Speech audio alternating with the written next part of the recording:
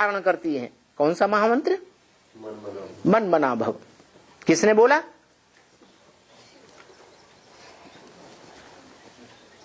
अरे कोई ने कहा होगा ना, मेरे मन में समा जा। किस आत्मा ने कहा?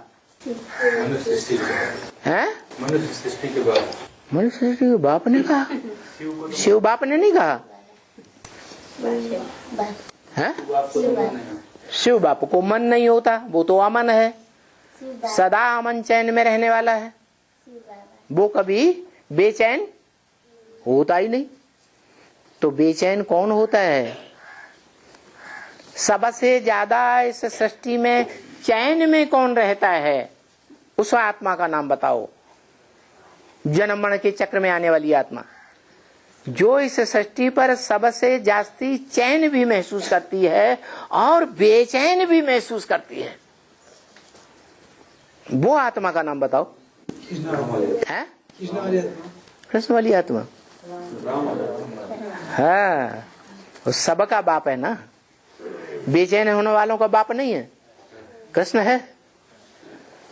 कृष्ण तो बेचैन होने वालों का बाप नहीं है, वो सबका बाप है, सभी मनुष्य मात्र का।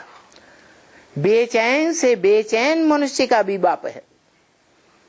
बाप जितना बेचैन होता है उतना कोई बेचैन होता नहीं।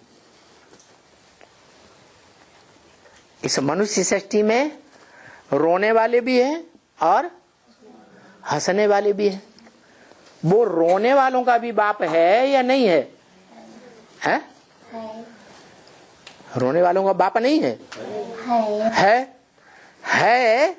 इसीलिए मुरली में बोला, बाप को जितना रुलाया है उतना और किसी को नहीं रुलाया। ये क्या बात हुई? है? सुप्रीम सोल बाप रोता है?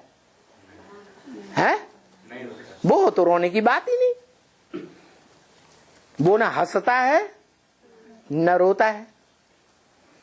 उसे प्रसन्न होने की बात भी नहीं, दुखी होने की भी बात नहीं। कौन होता है? मनुष्य सृष्टि का बाप है।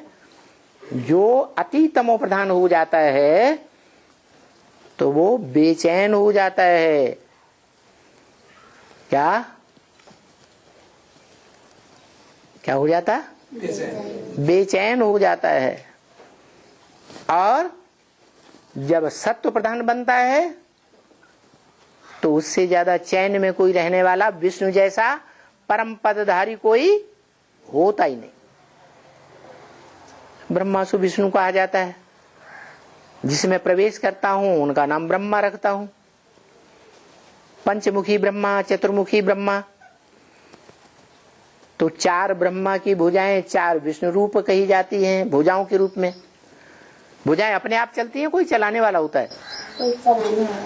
चलाने वाला होता है, वो ऊपर है। तो पांच आत्माएं हैं जिनमें शिव प्रवेश करके उनका नाम ब्रह्मा देता है। वो पांचों आत्माएं स्वभाव संस्कार से मिलकर के एक हो जाती हैं, तब क्या कहा जाता है? विष्णु चैन में रहने वाला, अमन चैन में रहने वाला। कैसा अमन चैन?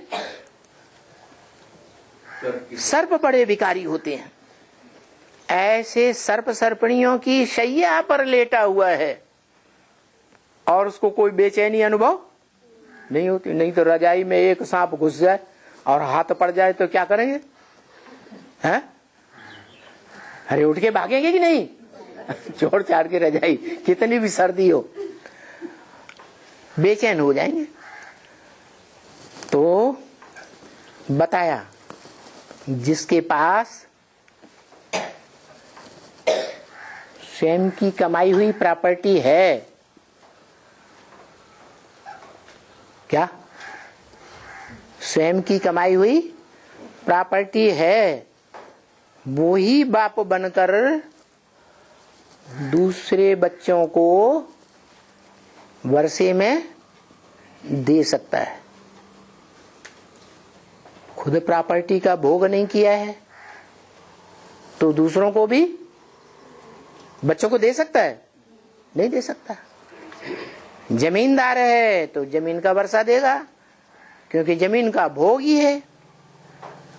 धनवान बाप है तो धन को भोगा है, तो धन का वर्षा बच्चों को भी देगा।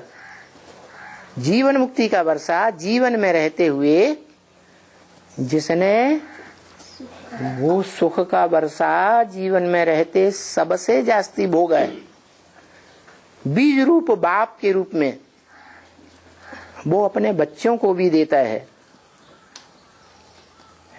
तब हेवनली गॉड फादर कहा जाता है, हेवन का रचयिता। लेकिन वो हेवनली गॉड फादर की आत्मा जो हेवन का रचयिता है, साकार है निराकार? रचयिता साकार या निराकार? और रचना?